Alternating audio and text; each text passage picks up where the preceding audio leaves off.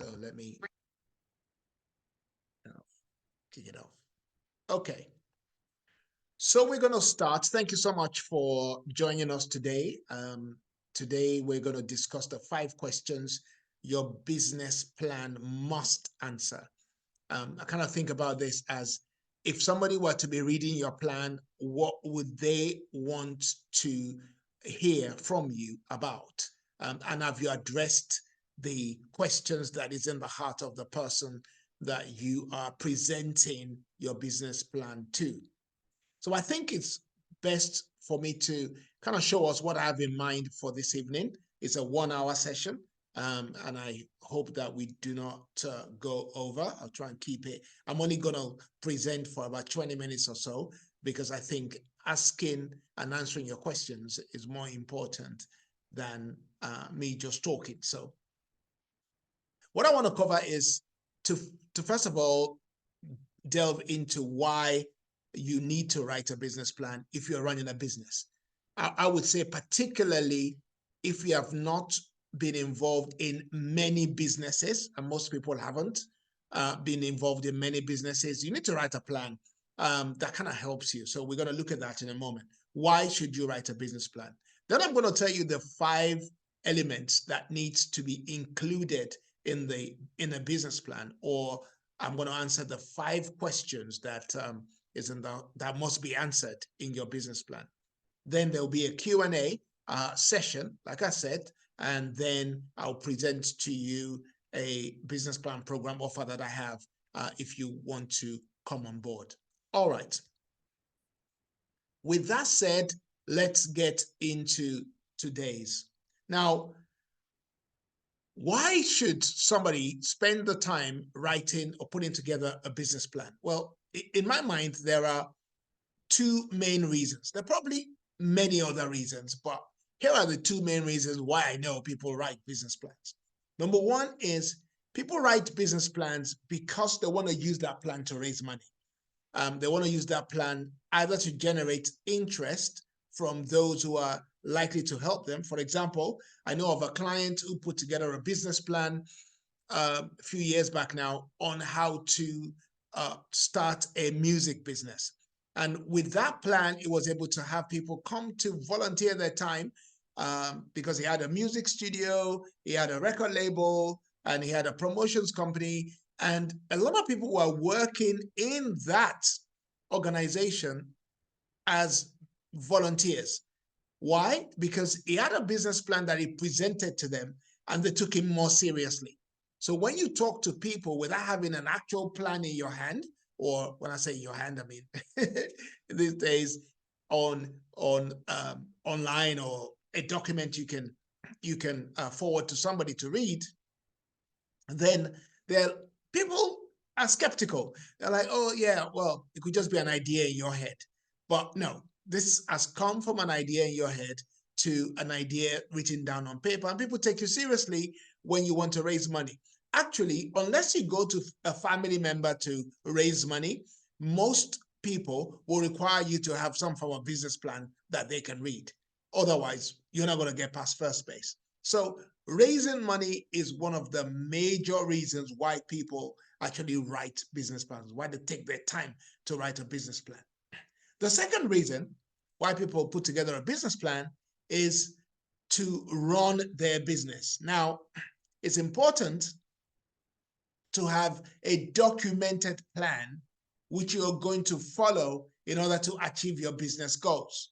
So you're writing, you've included, you've documented perhaps the marketing efforts you have researched, you've documented some information that you can follow on a day-to-day basis or that can be implemented to achieve the final end objectives that you have. Maybe it's to expand your market. Maybe it's to launch a new product. Maybe it's to run the whole business. So you have a documented plan which you can follow. So that's another reason why people write business plans. Business plans that should not be written just to say, oh, I have something that I've documented. No, it should be useful.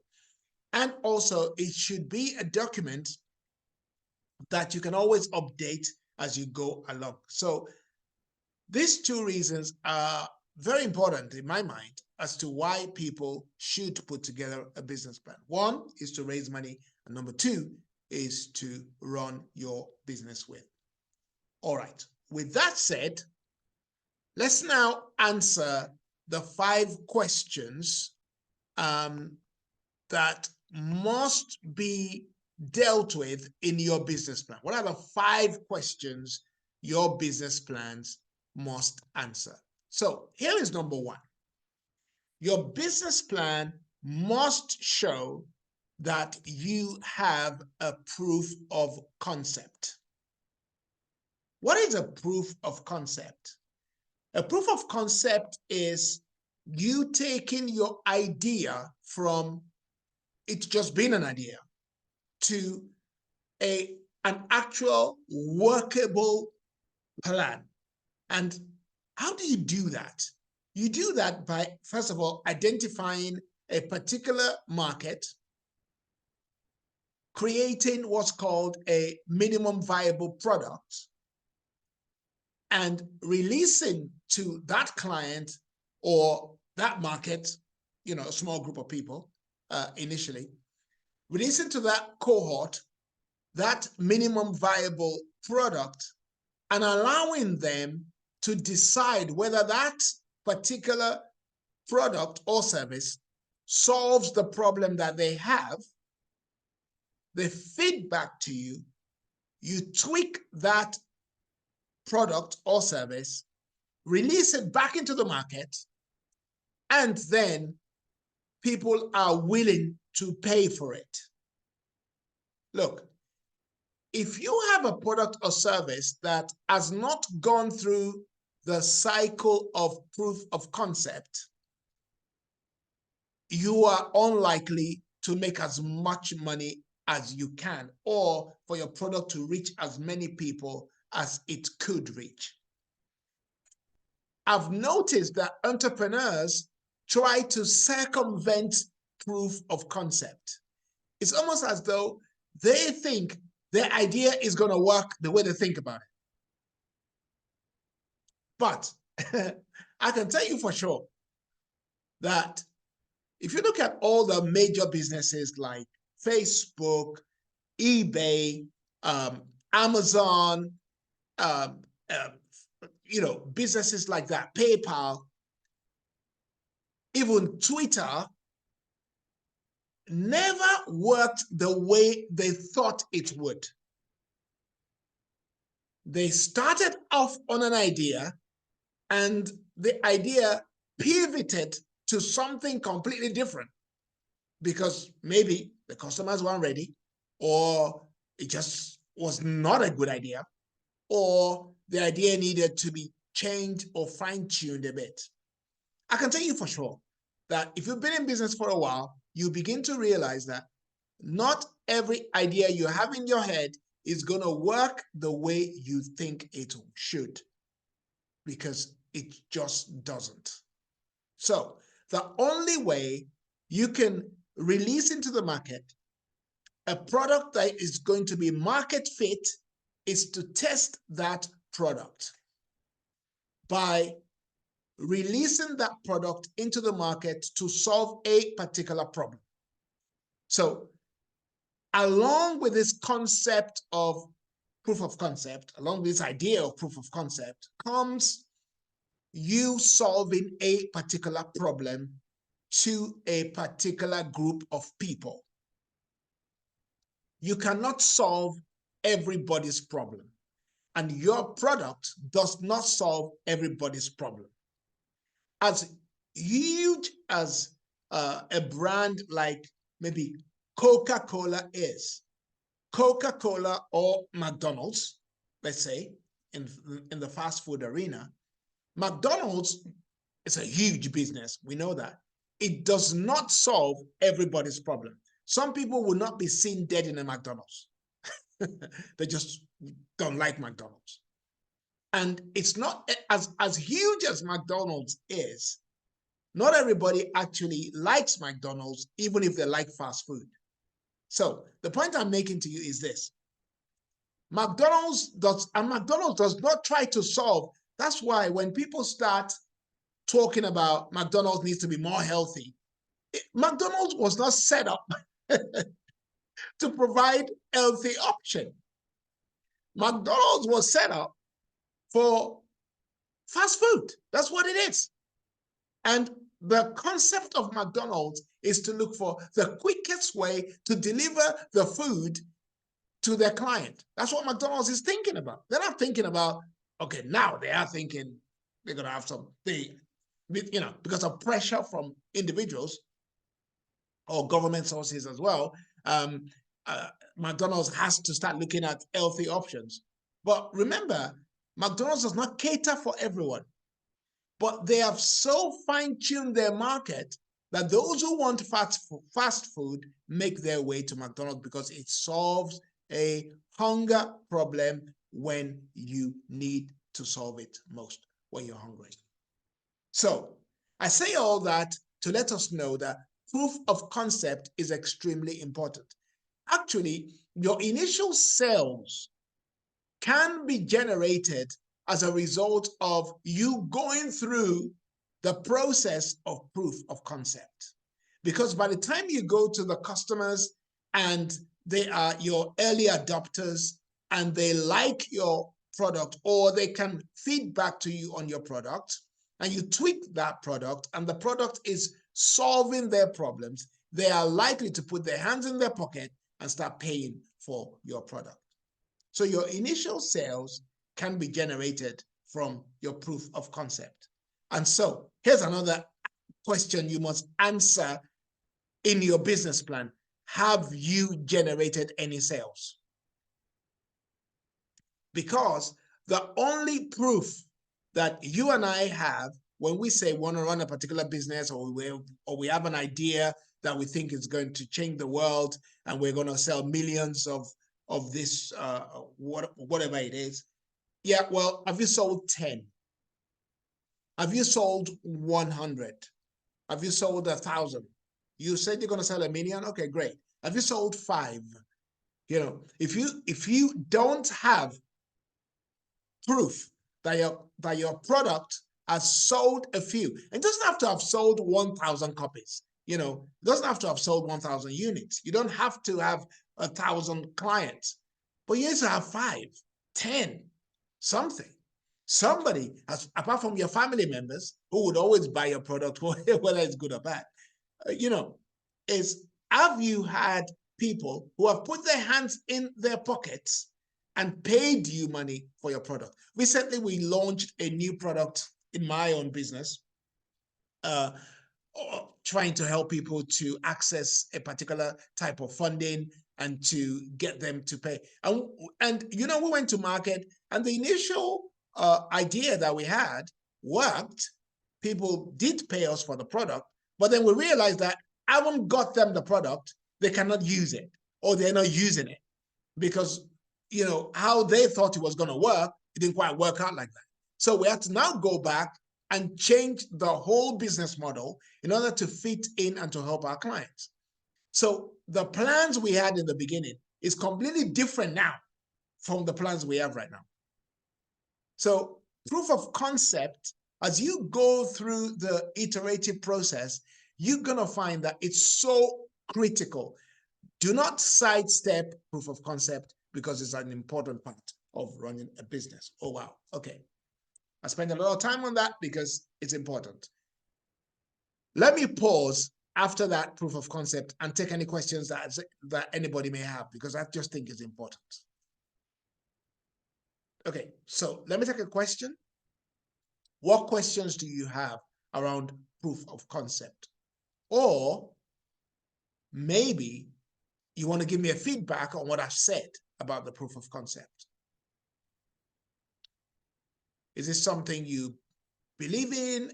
Do you think it's right? Could you just feedback to me and let me know? Or you can say, I can ask you, what did you gain? What did you get from what I've said in this describing proof of concept as the number one question that you must answer in your business plan? which really looks at, have you generated any sales? Do you have, how do you know that your product or service is market fit? Meaning it will solve problems that your niche has, or it will solve a particular problem. What do you get from that? Thank you. You can put that in the chat. Currently running a pilot. Yeah, it's like a pilot. It's like a pilot. You're running a pilot project to see whether this is really going to scale.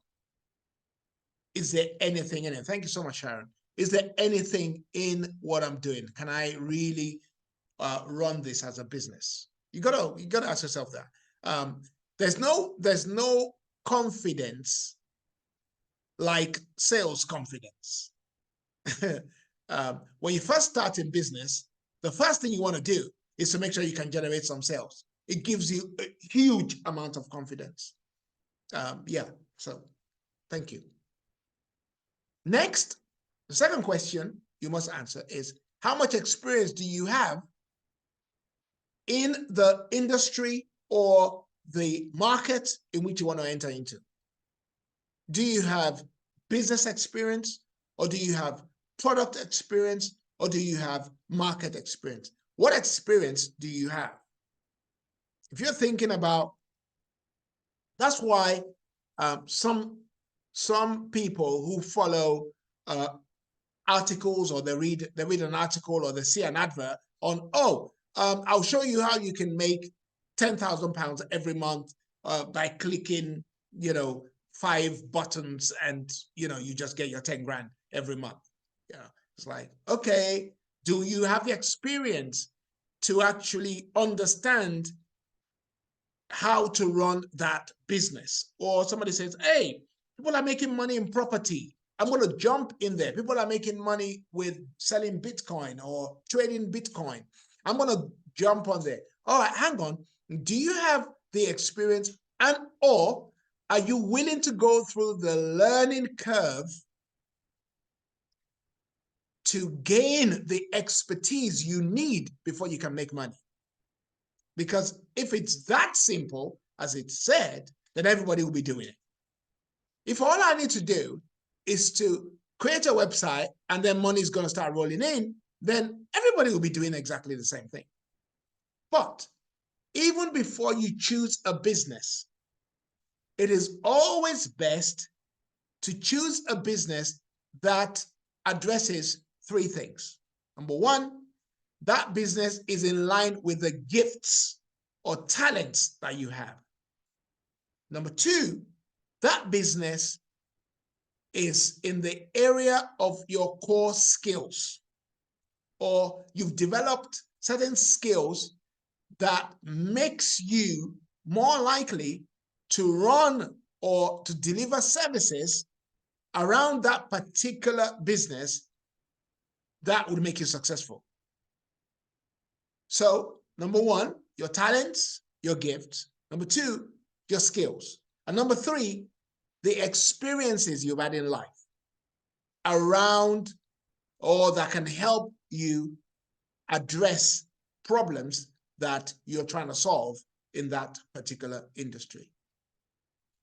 You're more likely to succeed if you do that. Some people turn around and say, I want to have another Facebook. I want to be the next Tesla. I want to be the next, whatever people like to think they want to be. But everybody, I believe, has certain skills and talents that leans towards a kind of business that they can run that's going to make them successful. But the problem is, people are trying to run businesses in which they have no interest because they don't have the skills or the gifts. They don't have the experience, and they think that, just because people can make money, they're going to make money. I'm telling you that when you get into business, the journey to success in business is not straightforward. I remember, I think it was Simon Sinek that drew a zigzag line around what success looks like. And he drew this zigzag up and down, boom, boom, boom. And then an arrow going up after that to show how success really works. Because people think success is linear. Oh, I'll start a business today, I'll make 10 sales, and then tomorrow I'll make 100, and then I'll just make 1 million. Oh, it doesn't quite work like that. That's why the proof of concept can take you up, down, and round before you actually find what actually is going to work to give you that trajectory that goes up. And by that time, if you don't have the interest, meaning you don't have the experience, you don't have the gifts, you're not really interested, then it's unlikely to work. So how much experience do you have is another important topic or question that must be answered. Number 3, these are really critical stuff. Do you have the right team? Particularly when you go to investors, investors do not want to give one person the money. They don't want to do that. Because there's this saying about what's going to happen if you get knocked down or if you fall under the bus. What's going to happen to the business? You know, it's a little bit morbid, but I get their point. Their point is we don't want to give you, only you, the money. We want to give the money to a group of people that we can hold accountable. So do you have the right team? And how do you get the right team around you? First of all, you need to understand your own strengths and weaknesses. You cannot get the right team around you unless you are self-aware as to who you are, what skills you have, and what your experiences are. After you've done that, you then need to look and say to yourself, what are the business needs? If I'm going to run let's say a tech company, I've not run a tech company, so I probably shouldn't use that as an example. Let's say you want to run a restaurant, right? Because I've been involved in helping people start restaurants. Let's say you want to run a restaurant. Apart from the fact that you need to know how to cook, which is one of the needs of the business, very important one. It's just one of them. What about administration? Are you good at administration? What about marketing? Are you good at marketing? What about the tech knowledge to promote your restaurant online? Are you good at that? What about satisfying the health and safety regulations? Are you good at that? If you're not good at those, and you're only good at, and a lot of people make the mistake, that's why some restaurants don't work, because all they know how to do is to cook. Just because you know how to cook does not guarantee your restaurant is going to work. You need to have people around you that meet the other business needs that that particular restaurant has. So you might say to yourself, yeah, I can cook, but then I need people who are good at marketing. Yes, I can cook, but I need people who are good at online promotion. Yes, I can cook, but I need people who can do administration. I can cook, but can you manage people? I need a manager, somebody who's very good with people, who has very high people skills that can manage people. So, do you have the right team of people around you? And, again, you can also look at the third point there. If you look at it, it says, what are the future requirements? What do you think will be the future requirements of this restaurant, of this hotel, of this, airline, of this shop, of this clothing business, of this freelance, of this coaching business? What's going to be the future? And can I meet the future needs that my clients will have? So I have a team of people who are forward thinking. So you need a team. You must answer that question. If you can display in your business plan that you have thought of the needs the business will have, and you've done everything in your power to address those business needs by having the right people around you, then you have done well. You've answered the question. But if all you, like the example we use as a restaurant, if all you can say is, "Oh, I cook nice food," that's not gonna help your business. You've not answered the question. So you're gonna leave questions in people's minds, and they're not gonna like that. So you're thinking, what can I do to make sure I have the right team, and answer that question about having the right team. Number 4 is about money. How much money do you need? You must answer that clearly, particularly if you're going to investors or you're going to get a loan. And so I've listed some of the sources of funding that one can pursue in terms of, hey, I want to run a business or I want to start a business. Yeah, there are certain opportunities for funding. I'm sure there are more. There is crowdfunding that I didn't put there, but yeah, there are more sources of funding. But the first source of fund is to ask your family member who has the money to give you to run your business. And that generally is the low-hanging fruit that people ignore for different reasons. Say, oh, I don't want to borrow money from my family because I don't want my relationship to go belly up because the business doesn't work or things don't go well or whatever. However, raising money from your family just has to be tackled in the right way. If you tackle that subject in the right way, you can effectively raise money from family members. Let me give you a couple of things. I've got a free course on Udemy that you can watch, that you can listen to about raising money from family members. But 2 points to make there is this. If you're raising money from a family member, you got to know, are they giving you an investment or are they giving you a loan? Or is it a gift? 3 things. Is this an investment? Is it a loan? Or is it a gift? So a gift is, I'm just giving you the money. You don't have to pay back. I'm just blessing you, so to speak. Okay, that's cool. We all know about that. Okay, if it's a loan means no matter what happens to the business, you must pay me my money. That's all it means. A loan is no matter what happens, you must pay back. Even if your business doesn't work, if the HMRC shut you down, or if you end up owing lots of thousands of pounds, you still pay me my money that I gave you. That's a loan. Number 3 is an investment. An investment means, uncle, you are investing in our business. It means that if the business fails, you get nothing. You get nothing back because it's not a loan. If the business succeeds, you not only get your money back, well, you also get your money back plus profit.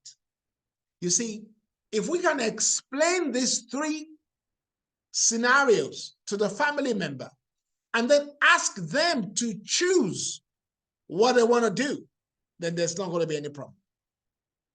The reason why there are problems is that you thought they were giving you an investment, but they thought they're loaning you the money. And then everything is okay as long as it works. But you have to have a scenario, what if it doesn't work as well as I think it should work? You know, that's when people get upset. So when you feel borrowing money from a family member, ask them, is it a gift? Explain to them a gift, what a gift is, explain to them what a loan is, explain to them what an investment is, and let them choose. So that's a family member. Then you can go to investors.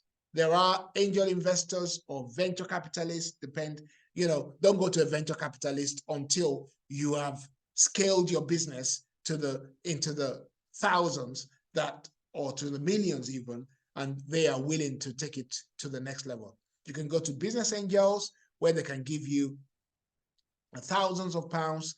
But whenever a business angel invests in your business, they're going to want to be on the board. So, and they might have controlling shares.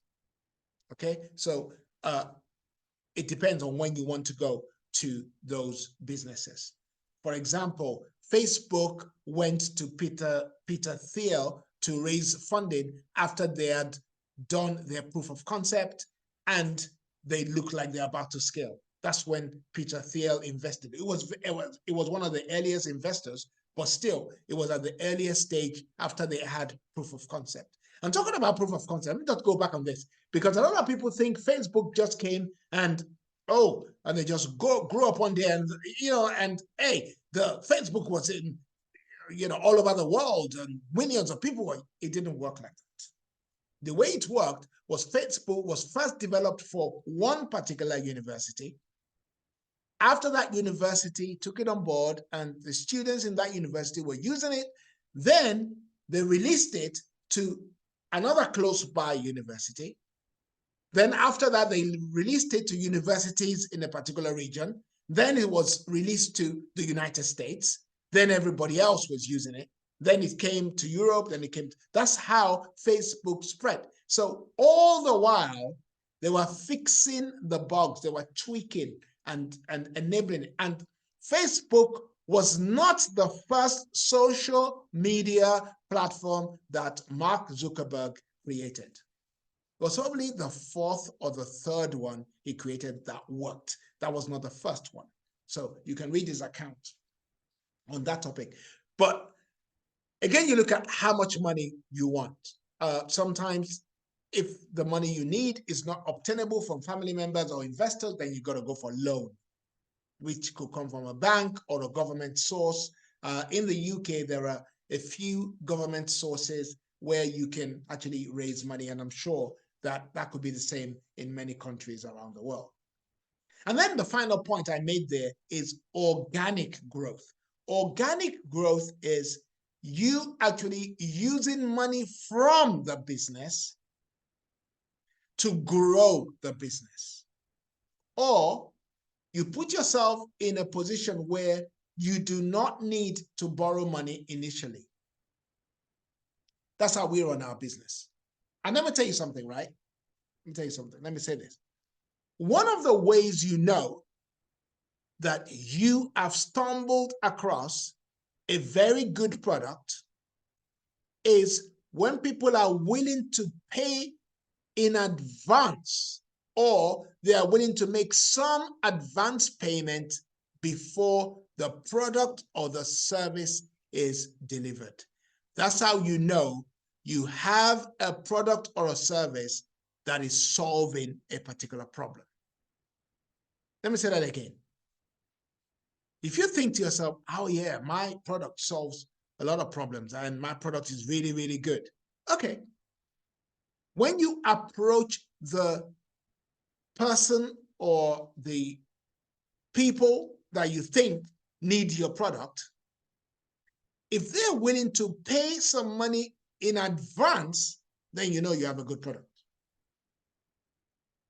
If they're not willing to pay any money and they're saying, oh, yeah, well, yeah, I like to see it. I like to see the end result first and I'll pay. Then you don't have a product that they want, or you're talking to the wrong people. Sometimes you have the right product, but you're talking to the wrong people. If you are talking to the wrong people, they're not going to invest in your product. It's just simple. But if you're talking to the right people, then they're going to invest in your product. That's really how it is. But the cheapest way to grow your business is to do it organically. To find a way, once you've gone through the proof of concept, it will be easy for you to actually grow your business organically. So, for example, when we launched during the COVID, just about 2 or 3 years ago now, I don't know, is it 3 years ago or 4 years ago? Something like that. Anyway, 2 or 3 years ago, during the COVID time, we were writing grant funding applications for people. And we said to them, you know what, you got to pay us some money up front. Otherwise, we're not doing it.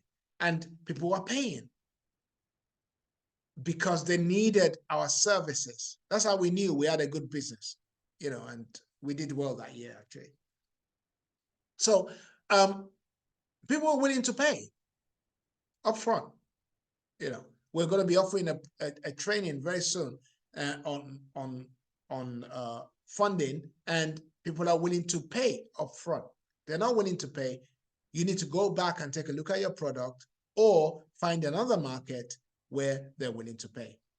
Because you can use the money that people pay you to actually run your business even before. So for example, let's say you're delivering physical products. Let's say you're delivering some form of a laptop or whatever. Let's say you're selling laptops to architects, okay? And it's got a lot of software that deals with the 3D, and it can do a lot of stuff that architects want. And you say to them, all right, this laptop is £1,000, but we require £500 deposit, 50% deposit. And they're like, okay, we'll pay 50% deposit. And when you deliver the laptop, we'll pay for the rest, because we need to configure it to your needs, to your own specifications. So therefore, we need that money up front.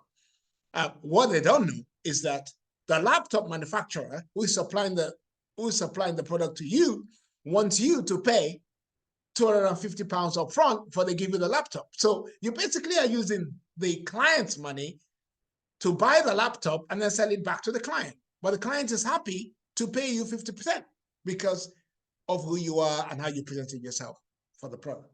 See what I mean? So you don't need a loan. You don't need to go to the bank to go and get multiple £250 to pay the manufacturer, if you understand my example. So organic growth is the cheapest way to grow your business, and it's the best way to grow your business. But, not everybody can grow organically, because you need more money to launch now. Maybe your product is one of those that is going to sell in the millions, and you've done your proof of concept, you've sold in the thousands. Now you need to scale up to the millions, and you don't have that money and you cannot wait. Then investors will come along and help you to get to the next level.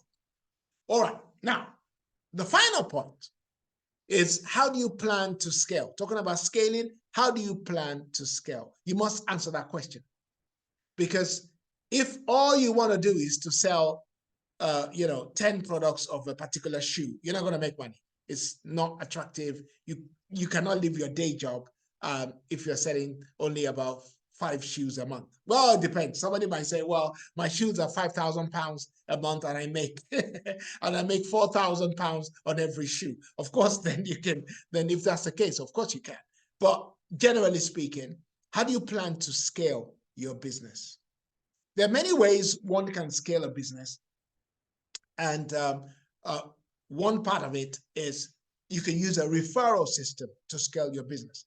Get those who have bought from you to bring their friends to come and buy more from you. Or you can scale by, direct mail.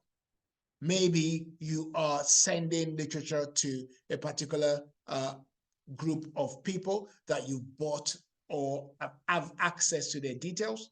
And so they're ready to receive mails from you. Or you put together, say you're selling something to schools that schools need. Well, it's easy for you to access the database of all schools in a particular area. And so you're talking to them and developing, you're going from cold call or cold email to warm email, and you're hoping that 1 or 2 or 3 or 10 or 100 or 1,000 of them will convert into actual customers over time. Then that's one way of doing it. Another way of doing it is, of course, using social media, which is more long-term. When people talk about social media, and I speak to clients quite a lot nowadays, because I'm working on a program where I'm advising quite a lot of businesses.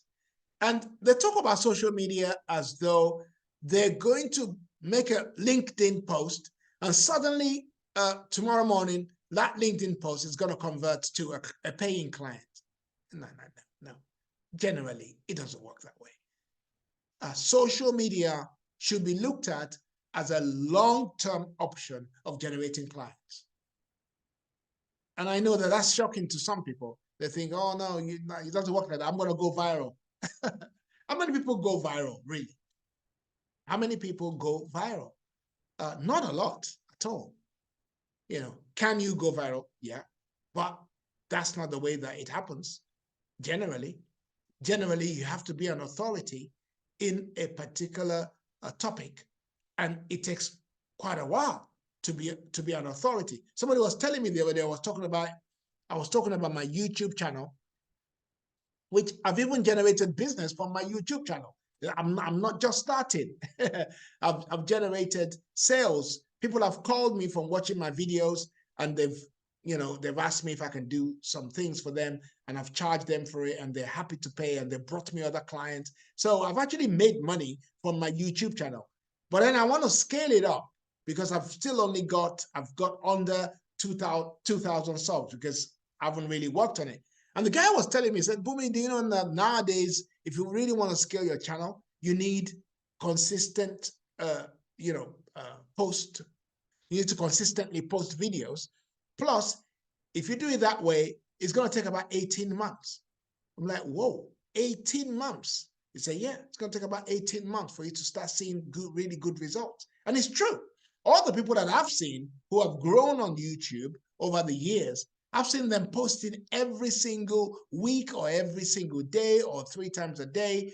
And that's how they've scaled to become who they are today on YouTube.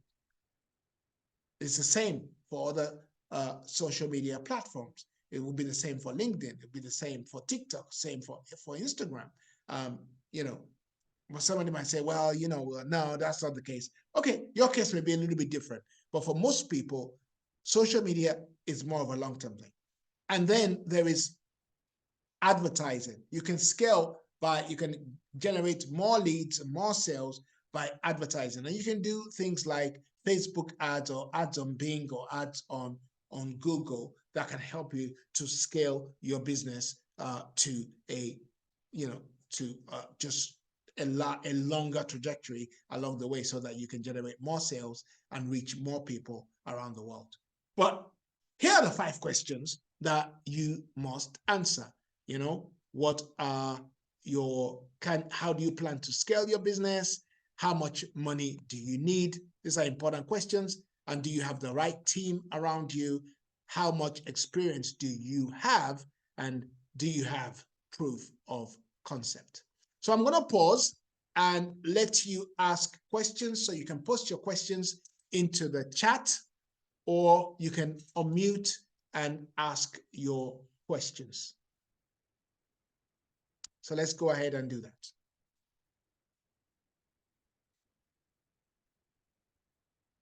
Who wants to go first to ask their questions?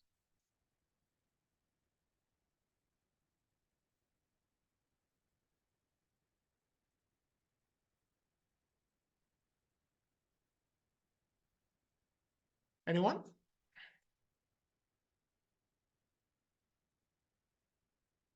So what questions do you have for me?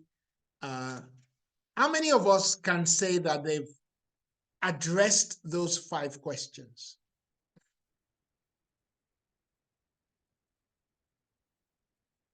For some of us who have, actually, let me ask this. How many of us have actually started in business? Okay, there's someone in the chat. No questions. Oh, good. Thanks. Currently, thank you, Sharon. Have you started in business? Anyone running a, okay, I know that Sharon is running a pilot scheme. Anyone? Anyone else? Aswin, Elias, and Abraham? Have you guys, are you running a business?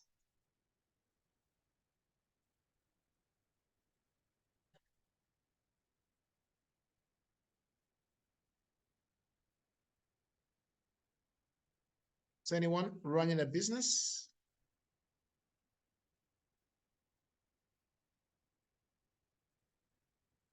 Okay.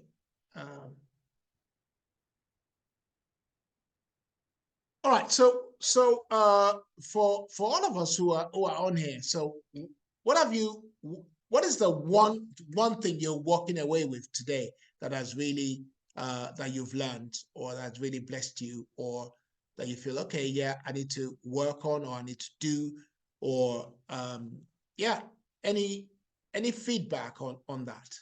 What's the one thing you're going to implement, or you're going to take action on, from what you've learned, from what you've heard me say today?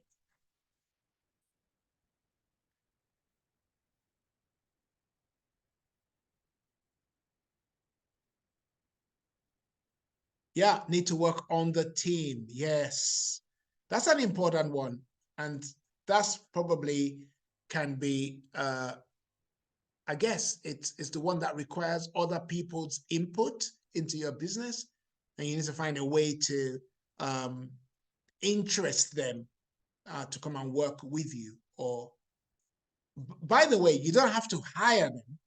I hope you know that. You don't have to hire people, but you just need to, in your business plan, you need to display the fact that you already have these people positioned to meet the business needs. So, for example, if you've identified somebody on Freelancer or Upwork or People Per Hour that are people per hour that can help your business, you need to be able to display that when you write your business plan. And you need to be able to say, okay, I've got somebody, I know that my business needs an expert in health and safety. I've identified somebody, this is their experience, this is what they've done, this is their CV, this is, whatever it is, then that would satisfy your business plan requirements because you have the person there and you don't have to employ them until you have need for them. You can work with them on contract basis. So that's one way of building a team. Um, there are other things that you can do, but I mean, in the basic sense, that's what you could be doing. Okay, so all right, as we're coming to the last few minutes of it, I want to just show you a program that I have. I'm running a business plan coaching program. It's a group coaching program, and I believe that it will take about, the duration is for 4 months. So from today for 4 months, and it's a monthly Q&A session like this where I'm going to come and teach something on the business plan. So in month one, we'll talk about your marketing plan, and we would address all the points related to the marketing plan. I will send you videos that you can watch and worksheets that you can work with so that you begin to put together your plan, you begin to put together your proof of concept and things like that. And then we'll come in and do a Q&A so you'll be able to ask questions and I'll be able to answer those questions that relate particularly to you, so that at the end of the 4 months, you have a complete business plan. We can be something like a 20-page business plan thereabouts. It could be a bit less or it could be a bit more, but on average, about 20-page business plan that you can use to raise money or you can use to run your business, whichever one you want to do, or both. You can use it to raise money and to run your business. So today, those who are online who want to join this is $97 a month for the 4 months. So $97 a month each for 4 months. So that's about 397.86 or something thereabouts for the whole program. And like I said, it's an introductory offer. If anybody is interested, please do put your email in the chat and I'll send you some more information. And if you're interested, then we can get going.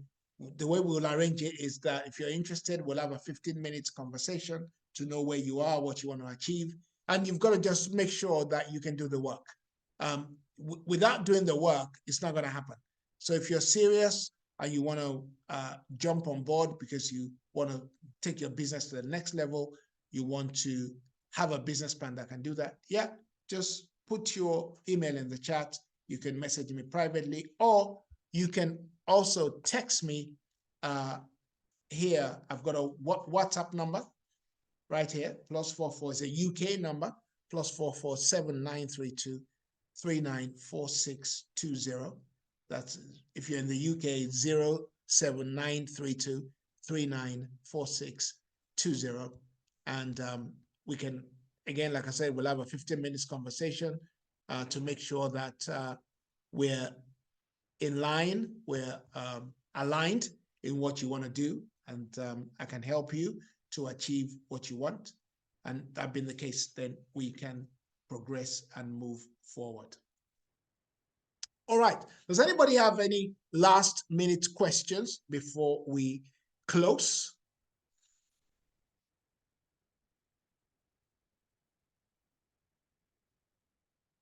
Any last minute questions?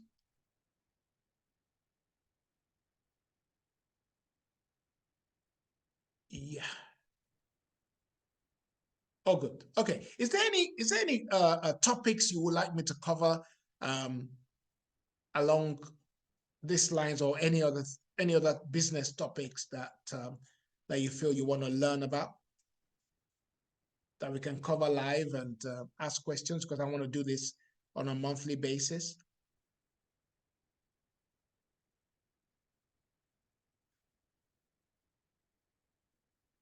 Any questions? Any topics that you want to learn?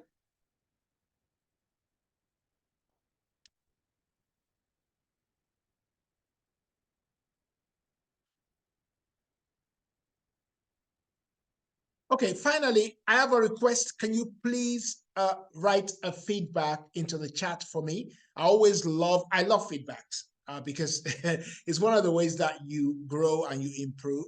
So can you please, if everyone can please just write what you thought of this evening, and if you can just write that into the chat, that will really be very helpful. So what did you think of today? Uh, yeah, if you can please feedback to me. Um,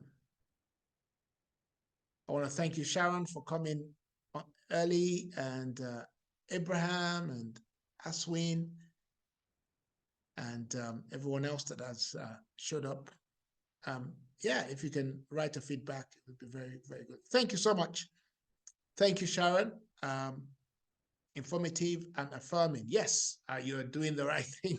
You're on the right track with what you're doing. Thank you so much. Yes, thank you. Okay, thank you, everyone. We're going to draw the curtain. As I said, you're free to message me after today. We can meet up and talk online if you want to join the program. But otherwise, thank you so much for joining today. And it's been a pleasure to be able to pass on some of the knowledge that I've gained over the years to you. And we'll be back again next month as we look at another topic. I will let you know. Please look out for the message in the Udemy email. I think with the Udemy emails, I'm going to probably run this next time on YouTube. Yeah, I'm probably going to do this on YouTube next. So do look out for that. We probably may not end up on a Zoom. We might end up on YouTube.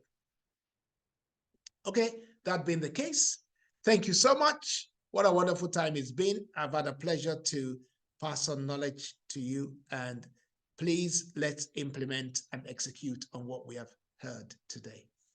I will say God bless and speak to you soon. Thank you.